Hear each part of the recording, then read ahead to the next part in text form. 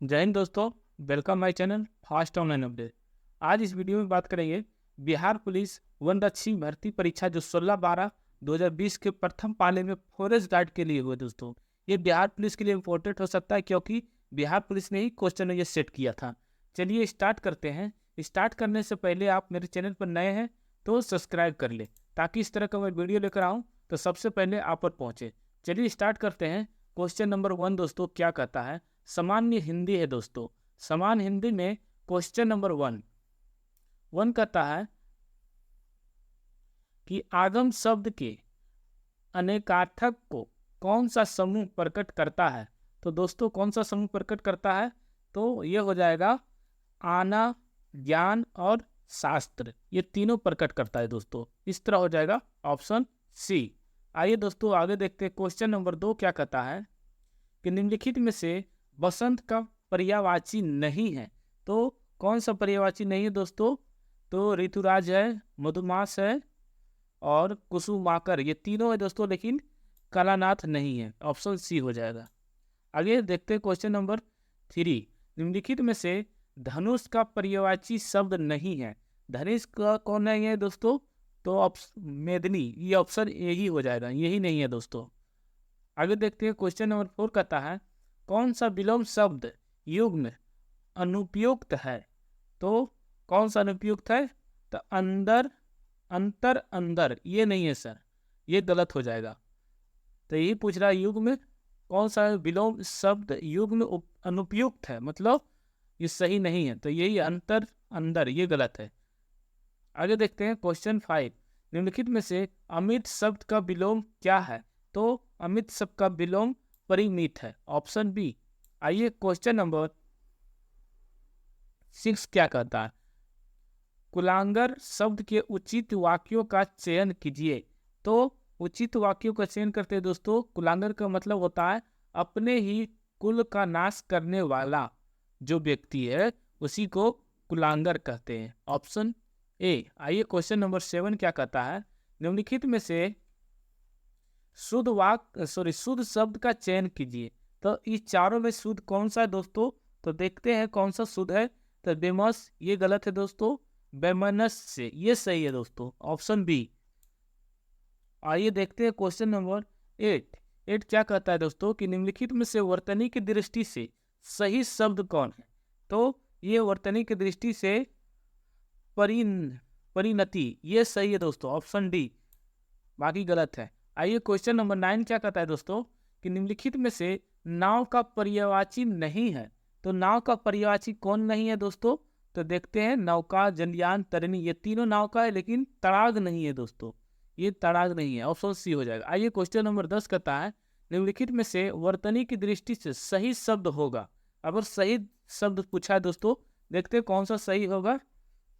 तो ये हो जाएगा शमशान, साफ, प्रयोजन, ये व्यस्क, ये सही है दोस्तों, व्यस्क, ऑप्शन से बी। आइए क्वेश्चन नंबर 11 कहता है निम्नलिखित में से व्यक्त का विलोम होगा। व्यक्त का विलोम कौन सा है दोस्तों, तो ये है लुप्त, ऑप्शन ए। आइए क्वेश्चन नंबर 12 कहता है गौरव शब्द का विलोम। गौरव का विलोम क्या हो जाएगा दोस्तों, तो ये हो जाएगा लाघव, ऑप्शन सी। 13 कहता है निम्नलिखित में से संकर शब्द है। संकर शब्द कौन सा है दोस्तों, तो रेलगाड़ी, ऑप्शन सी। संकर नहीं दोस्तों, सकर लिखा हुआ है, सकर शब्द, संकर। आइए देखते हैं दोस्तों संकर दोस्तों क्या हो गया, रेलगाड़ी। 14 कहता है किस समूह के सभी शब्द देवता के परिवाची है। तो देवता का सही शब्द कौन सा सभी है जो परिवाची है दोस्तों, तो ये हो जाएगा देव, सूर और अमर, ये देवता का परिवाची। आइए क्वेश्चन नंबर 15 कहता है उद्वर्तन शब्द का किसका तत्सम रूप है। तो ये है उबटन का, ऑप्शन डी। आइए क्वेश्चन नंबर कहता है निर्देश, प्रश्न 16 से 20 तक कहता है निम्नलिखित गद्यांश को पढ़कर दिए गए प्रश्नों को उत्तर दीजिए। अच्छा देखते हैं दोस्तों, गद्यांश पढ़ते हैं। कहता है तथागत के प्रमुख शिष्य आनंद ने एक दिन तथागत की भिक्षु संघ को अंतिम उपदेश देने की बात की। यह उपदेश शब्द तथागत को चुभा क्योंकि बुद्ध ने कभी भी संघ का नेता बनने की कोशिश नहीं की और उन्होंने अपने शिष्यों से कभी भी दोस्तों कुछ नहीं छिपाया, और उन्होंने आनंद को बताया कि अब वो अपने शरीर को अधिक चलाने के पक्ष में नहीं है। शोकाकुल आनंद ने उसने पूछा कि अब वो संघ के लिए क्या उचित है। तो गौतम बुद्ध ने आनंद को समझाया कि अपना रास्ता स्वयं खोजो, अपना दीपक स्वयं बनाओ, अपनी आत्मा को शरण में जाओ, धर्म की शरण में जाओ। धर्म और विनय का उपदेश ही भक्तों का पथ प्रदर्शित करेंगे। वर्षा मास की समाप्ति पर तथागत वैशाली लौट आए। लिच्छवियों के प्रति तथागत का स्नेह भाव था, इसलिए तथागत ने उन्हें अपना भिक्षा पात्र स्मृति स्वरूप दिया था। आइए दोस्तों, इसको गोदांश तो पढ़ लिए। आइए क्वेश्चन क्या कहता है। क्वेश्चन कहता है शोकाकुल शब्द का संधि विच्छेद करना है दोस्तों। तो इसका संधि विच्छेद हो जाएगा शोक जोड़ आकुल, ऑप्शन डी हो जाएगा शोकाकुल। कहा था कि लिच्छवियों को भिक्षा पात्र स्मृति स्वरूप देने की पीछे क्या कारण था। तो कारण तो पढ़े दोस्तों, क्या कहा था कि लिच्छवियों के प्रति स्नेह भाव था। ये हो गया, ऑप्शन ए हो गया। आइए क्वेश्चन नंबर 18 कहता है तथागत का समानार्थी शब्द क्या होगा।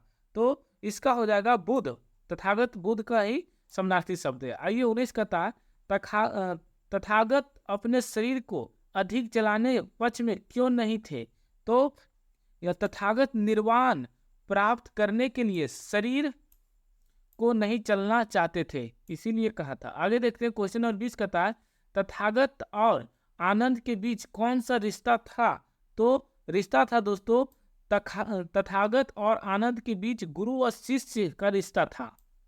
और 21 देखते हैं क्वेश्चन क्या कहता है दोस्तों, सामाजिक अध्ययन। आगे दोस्तों आइए सामाजिक अध्ययन में क्वेश्चन नंबर 1 क्या कहता है दोस्तों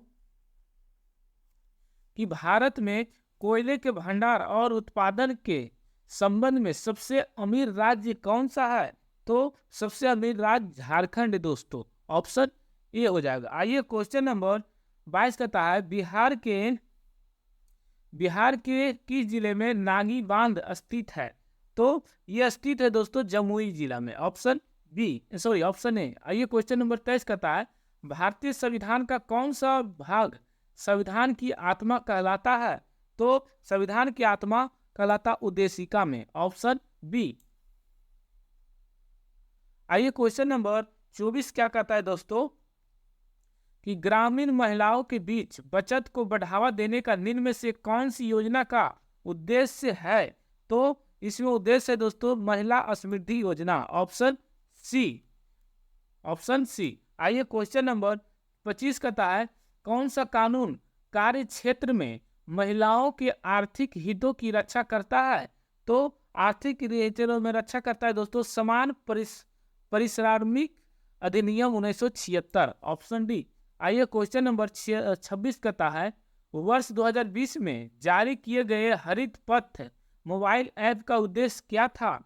तो उद्देश्य था राष्ट्रीय राजमार्गों पर वृक्षारोपण का निरीक्षण, ऑप्शन डी। आइए क्वेश्चन नंबर 27 कहता है निम्नलिखित में से किस सेलिब्रिटी को यूनिसेफ के बाल अधिकार अभियान के सेलिब्रिटी अधिवक्ता के रूप में 2020 ईस्वी में नियुक्ति किया गया है। तो नियुक्ति किया गया है दोस्तों आयुष्मान खुराना को, ऑप्शन डी।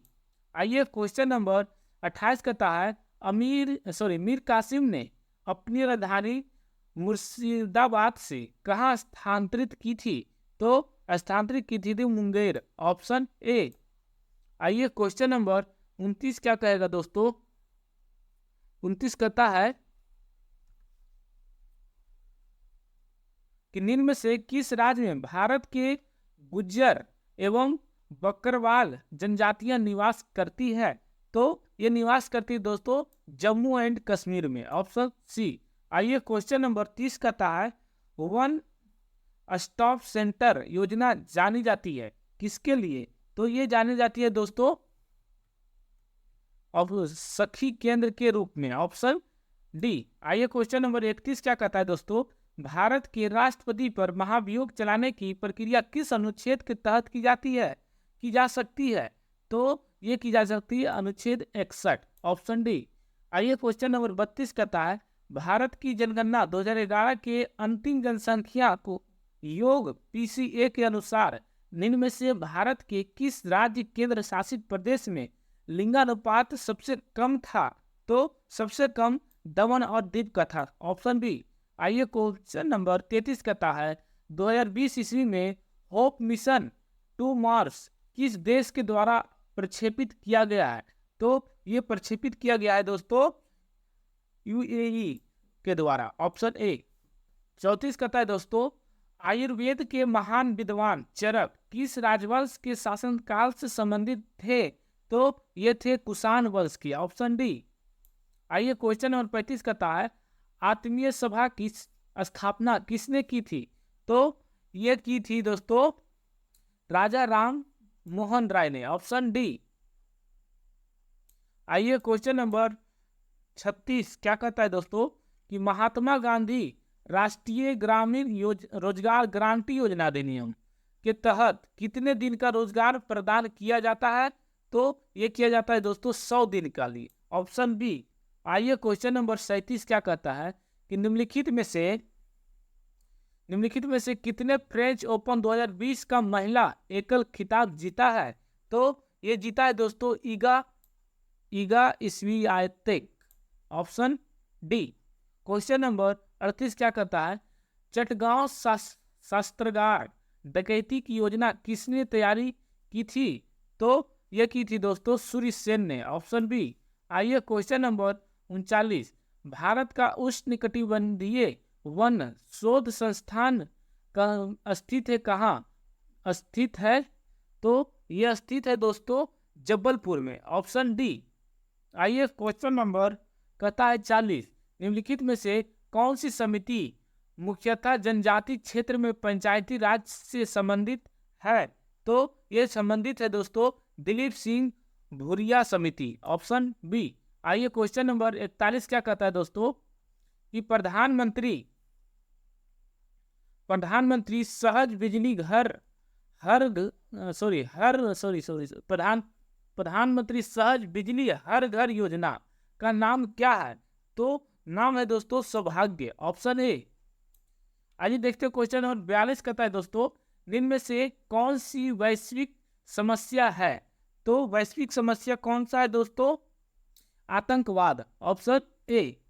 आइए क्वेश्चन नंबर 43 क्या कहता है दोस्तों, अगस्त 2020 में निम्नलिखित में से कौन जम्मू कश्मीर का उपराज्यपाल नियुक्त किया गया? तो किसे नियुक्त किया गया दोस्तों? मनोज सिन्हा को, ऑप्शन ए। आइए 44 क्या कहता है दोस्तों, निम्नलिखित में से किस नदी के तट पर हाई डे स्पीड का युद्ध लड़ा गया था? तो ये लड़ा गया था दोस्तों झेलम, ऑप्शन डी। आइए क्वेश्चन नंबर 45 कहता है, बिहार के निम्नलिखित जिला में से कौन सा बिहार के नक्शे पर सर्वाधिक पूर्व में है? तो पूर्व में है किशनगंज, ऑप्शन ए।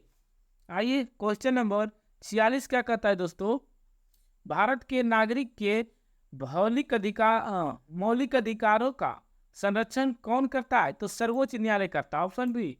आइए क्वेश्चन नंबर 47 क्या कहता है कि निम्नलिखित में से भारत का कौन सा राज्य एनीमिया मुक्त भारत सूचकांक 2020 में शीर्ष पर रहा था? तो ये था हरियाणा, ऑप्शन डी। आइए क्वेश्चन नंबर दोस्तों 48 क्या कहता है, राज्यसभा के पास लोकसभा के बराबर अधिकार है, किस में है? तो यह है संविधान के संशोधन में कहा गया है कि राज्यसभा के पास लोकसभा के बराबर अधिकार है, संविधान के संशोधन में कहा गया। आइए क्वेश्चन नंबर 49 क्या कहता है, ब्रिटिश ईस्ट इंडिया कंपनी की स्थापना कब हुई थी? तो यह हुई थी दोस्तों 1600 ईस्वी में, ऑप्शन ए। आइए क्वेश्चन नंबर 50 क्या कहता है दोस्तों कि टोबा झील स्थित है कहाँ? तो यह स्थित है सुमात्रा में, ऑप्शन डी। आइए क्वेश्चन नंबर 51 क्या कहता है दोस्तों, सामान्य विज्ञान आ गया दोस्तों। आइए देखते हैं कि निम्न में से किस वैज्ञानिक को 2 बार नोबेल पुरस्कार से सम्मानित किया गया। एक बार भौतिक के लिए और दूसरी बार रसायन शास्त्र के लिए। तो किसे किया गया है दोस्तों, तो मैरी क्यूरी को, ऑप्शन बी। आइए 52 क्या कहता है, मूली एक स्थानांतरित है क्या, तो ये एक स्थानांतरित है जड़, ऑप्शन ए। 53 कहता है निम्नलिखित में से कौन सा रोग विषाणु जनित है, तो विषाणु जनित है दोस्तों एड्स, ऑप्शन बी। 54 कहता है निम्न जंतुओं में कौन सा जंतु एक पारितंत्र में एक समय में एक से अधिक पोषक स्तरों में प्रवेश कर सकता है, तो ये हो सकता है दोस्तों गोरैया, ऑप्शन ए। आइए क्वेश्चन नंबर 55 कहता है निम्न में से कौन सा गैर पारंपरिक ऊर्जा स्रोत है, तो यह है वायु, ऑप्शन बी। आइए 56 क्या कहता है दोस्तों, सूर्य सहित सभी तारों में ऊर्जा का स्रोत है, तो यह है हाइड्रोजन नाभिक का हीलियम नाभिक में संलयन, ऑप्शन सी। आइए क्वेश्चन नंबर 57, 56 था दोस्तों। आइए 57 में देखते हैं, कहता है निम्न में से कौन से 3R पर्यावरण रक्षा से जुड़े हैं, तो ये जुड़े हैं दोस्तों रेड्यूस, रिफ्यूज और रिसाइकल, ऑप्शन ए। आइए क्वेश्चन नंबर 58 कहता है किस क्षेत्र में योगदान के लिए ग्रेगर जॉन मेंडल जाने जाते हैं, तो ये जाने जाते हैं दोस्तों आनुवंशिक के लिए, ऑप्शन ए। आइए क्वेश्चन नंबर 59 कहता है निम्न में से कौन सी गैसों की वजह से अम्ल वर्षा होती है, तो अम्ल वर्षा होती है दोस्तों SO2 और NO2, सल्फर डाइऑक्साइड और नाइट्रोजन ऑक्साइड। आइए क्वेश्चन नंबर 60 कहता है व्यावसायिक तौर पर अमोनिया बनाई जाती है, अमोनिया बनाई जाती है किसे दोस्तों, तो हो जाएगा हैबर विधि द्वारा, ऑप्शन डी। आइए क्वेश्चन नंबर 61 कहता है आलू का कंद एक रूप है क्या, तो एक रूप है तना, ऑप्शन बी। आइए क्वेश्चन नंबर 62 क्या कहता है कि निम्नलिखित में से कौन सा अम्लीय माध्यम में पोटेशियम आयोडाइड से आयोडीन को शीघ्रता से मुक्त करेगा, तो ये करेगा दोस्तों nitrate, option A. Question number 63 कहता है ग्रीन हाउस प्रभाव निम्न में से किसके संबंधित है, किससे संबंधित है, तो ये संबंधित है दोस्तों ग्लोबल वार्मिंग से, option global warming, option D. 64 कहता है पानी का घनत्व किस तापमान पर सर्वाधिक होता है, तो 4 डिग्री सेल्सियस, ऑप्शन ए। विश्व स्वास्थ्य संगठन के मुताबिक पेयजल में क्लोराइड की कितनी मात्रा जायज है, तो यह है दोस्तों 1.5 ppm, ऑप्शन ए। आइए 66 कहता है एस्पिरिन का रासायनिक नाम क्या है, तो एस्पिरिन का रासायनिक नाम है दोस्तों एसिटिल सैलिसिलिक अम्ल, सैलिसिलिक एसिड इंग्लिश में। आगे देखते हैं 67 कहता है कार्बोनिक अम्ल है कौन, तो C6H5OH, ऑप्शन सी। 68 कहता है विश्व ओजोन दिवस कब मनाया जाता है, तो बनाया जाता है दोस्तों 16 दिसंबर, ऑप्शन ए।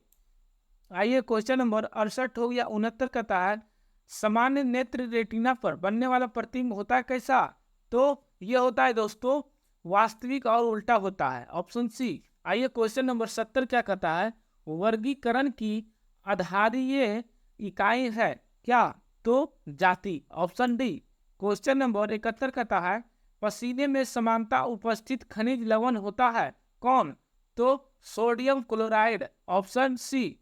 आइए क्वेश्चन नंबर 72 कहता है रक्त का हृदय की ओर विपरीत प्रभाव निम्नलिखित में से कौन सी रक्तवाहिका में होता है, तो ये होता है सीरा, ऑप्शन सी। 73 कहता है निम्न में से कौन सी वायुमंडलीय परत रेडियो संचार में मदद करती है, तो ये मदद करती है दोस्तों आयन मंडल, ऑप्शन ए। आइए क्वेश्चन नंबर 74 क्या कहता है दोस्तों किसी पदार्थ का क्वथनांक दाब में वृद्धि के साथ क्या होता है, तो बढ़ता है, ऑप्शन ए। आइए 75 कहता है द्विबीजपत्री पादप का पर्ण होता है क्या, तो ये होता है पृष्ठधारी, ऑप्शन ए। आइए दोस्तों, आ गया है गणित एवं तर्कशास्त्र, मतलब रीजनिंग और मैथ। आइए, इसमें क्या कहता है, दो अपक्ष आपूर्त सिक्कों को एक साथ उछाला जाता, कम से कम एक जीत आने की प्रायिकता क्या होती है दोस्तों? तो इसका सूत्र होता है दोस्तों P बराबर NE बटे NS। तो इसका प्रायिकता हो जाएगा 3/4, ऑप्शन सी। आइए देखते हैं, 77 कहता है कि आज मंगलवार है, तो 79 दिन के बाद क्या होगा? तो इसमें 79 दिन विषम दिनों की संख्या निकाल लेंगे दोस्तों, उसके बाद 2 से जोड़ के आगे कर देंगे, तो हो जाएगा 79 और 3 हो जाएगा, 79 में 3 जोड़ देंगे तो आज मंगलवार है, तो मंगलवार के दिन कौन सा हो जाएगा? तो 3 जोड़ने पर शुक्रवार आ जाएगा, ऑप्शन सी। आइए देखते हैं दोस्तों, क्वेश्चन नंबर 78 कहता है सर्वश्रेष्ठ एवं सबसे आवश्यक विकल्प का चयन उत्तर के रूप में कीजिए। एक पेड़ में हमेशा क्या होता है? तो जड़ होता है, ऑप्शन सी। आइए क्वेश्चन नंबर 78 कहता है एक आदमी किसी काम को करने की गति 20 से आधी है, मतलब अगर ये एक करता है तो बी 2 करता है। यदि ये तथा बी किसी कार्य को 18 दिन में कर सकता है, दोनों मिलकर ये तथा बी किसी काम को मिलकर दोनों मिलकर 18 दिन में करेगा, तो 18 दिन पर, तो ये अकेला उस काम को कितना देर करेगा? तो 18 ये 54 हो जाएगा दोस्तों, डायरेक्ट देख लीजिए यहाँ से, ऑप्शन ए, क्योंकि ये इसके एक का कार्य आधी है ना, इसीलिए। आगे देखते हैं, क्वेश्चन नंबर 80 का था प्रथम 11 प्राकृतिक संख्याओं का माध्य क्या होता है? इसका सूत्र होता है दोस्तों, लिख देते हैं n × n+1/2। तो प्रथम मतलब एक हुआ, प्रथम 11 प्राकृतिक संख्या, तो n हो गया 11 + 1/2, तो हो जाएगा 12/2 हो जाएगा, तो 6, ऑप्शन बी। आइए दोस्तों क्वेश्चन नंबर देखते हैं अब।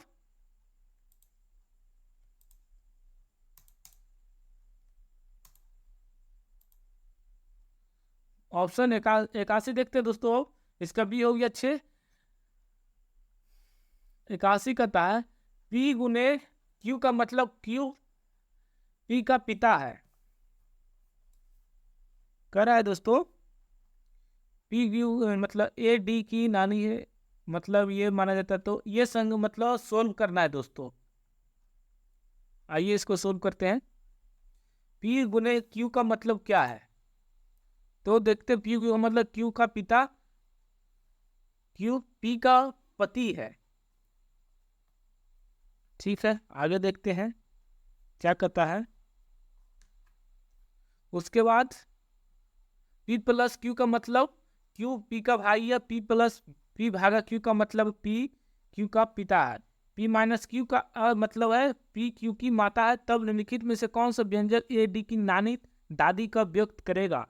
तो इसमें दोस्तों ऑप्शन बता देते हैं, इस पर आप सोल्व कर लीजिएगा। ऑप्शन बी हो जाएगा A - P + C भागा D, इस पर ये सोल्व कीजिएगा तो आपको आ जाएगा। आगे देखते हैं, क्वेश्चन नंबर 82 कहता है यदि उत्तर पश्चिम बन जाए, दक्षिण पश्चिम पूरब बन जाए, इसी प्रकार अन्य दिशा को दक्षिण क्या होगा? मतलब इसी प्रकार दिशा को बदलते जाए तो दक्षिण क्या हो जाएगा?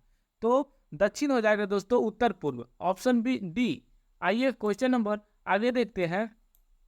83 कहता एक दिन में घड़ी की सुइयां आपस में कितनी बार मिलती है?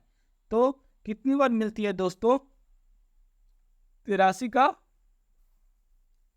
हो जाएगा लगभग, इसका सूत्र होता है दोस्तों ऐसे 22 बार मिलता है, इसका सूत्र दिया हुआ है, याद नहीं है। आगे देखते हैं दोस्तों, 84 कहता है 27, 24 और 21 ... का कौन सा पद प्रथम ऋणात्मक पद है? तो इसमें ऋणात्मक पद है दोस्तों -3, ऑप्शन बी। आइए क्वेश्चन नंबर 85 क्या कहता है दोस्तों कि एक जलाशय घनाभ के रूप में जिसकी चौड़ाई 20 मीटर है, यदि जलाशय से 18 किलोमीटर पानी को हटाया जाता है तो जल स्तर 15 मीटर नीचे चला जाता है, तो जलाशय की लंबाई क्या हो जाएगी? तो आयतन बराबर होता है लंबाई गुने चौड़ाई गुने ऊंचाई दोस्तों। तो आयतन दिया कितना? 18 और 1000 से गुना करेंगे हो जाएगा उस इस तरह अभिष्ट लंबाई आ जाएगा 60 मीटर दोस्तों। आप लोग सोल्व कर दीजिएगा, आपको सूत्र बता दिए हैं, आयतन गुने लंबाई गुने चौड़ाई गुने ऊंचाई। आइए देखते हैं क्वेश्चन नंबर 86 का था 40 विद्यार्थियों की एक पंक्ति में श्याम का बाईं ओर से 13वां स्थान है तथा नीना का दाईं ओर से 9वां स्थान है। श्याम और निखा के बीच में कितने विद्यार्थी है? यदि निखा नानी के बाईं ओर चतुर्थ स्थान पर है तो इसका हो जाएगा दोस्तों 14, ऑप्शन सी। आप लोग सोल्व करिएगा दोस्तों, हम आंसर मिला दे रहे हैं, यहाँ पर बताने में नहीं बन रहा। आगे देखते हैं 87 का है संख्या श्रृंखला को पूरा कीजिए 5, 10, 15, 25, 40। तो आगे क्या होगा? तो 5 पंत 15, 5 यहाँ आगे बढ़ रहा है तो 5 यहाँ हो गया 10, यहाँ हो गया 25 में 15 और यहाँ 40, 5 5 4 3 में से 2 गया तो 1 15। तो इस तरह हो जाएगा 65 दोस्तों, ऑप्शन डी। आगे देखते हैं यदि एक √4x + 9 + 4x - 9 बराबर 5 + √7 तो x का मान क्या होगा? तो इसका 4 आ जाएगा दोस्तों, ऑप्शन बी। आइए क्वेश्चन नंबर 89 का था दोस्तों उस आकृति का चयन कीजिए जो नीचे प्रदर्शित आकृति का आगे बढ़ाएगी।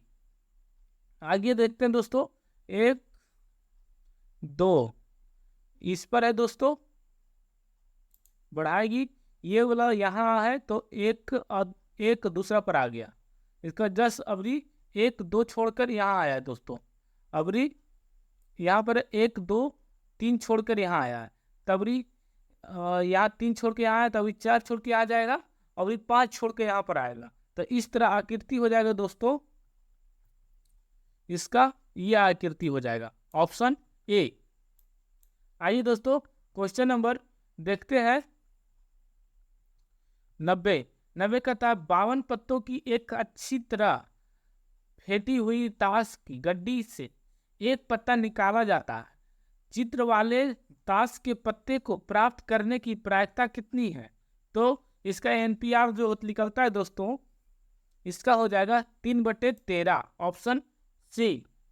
आइए कहता है 91 B2CD खाली स्थान BCD 4 BCD 5 BC6 D, इसका ये खाली स्थान पर क्या आएगा? तो इसका खाली स्थान पर हो जाएगा दोस्तों 91 का कर रहा है दोस्तों 2 + 1 1 कर रहा है, उसके बाद 2 + 3 3 कर रहा है, उसके बाद हो जाएगा वो 1 + 4 4, इसी प्रकार इसमें कर रहा है दोस्तों। तो यहाँ पर हो जाएगा BC3 D, ऑप्शन बी, क्योंकि 2 है यहाँ दोस्तों और एक यहाँ किया 3 हो गया।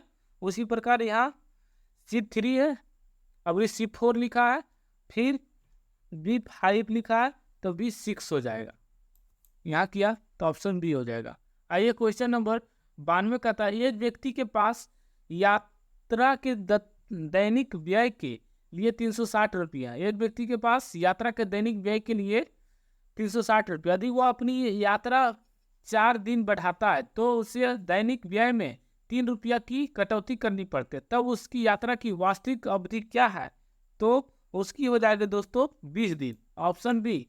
आइए क्वेश्चन नंबर 93 का था एक संख्या के 80% का 75% का 66.67 का 35% का 600 है, तो उस संख्या का 80% क्या होगा? दोस्तों कह रहा है कि एक संख्या माना संख्या ए है, उस संख्या का 80% 80/100 का 75%,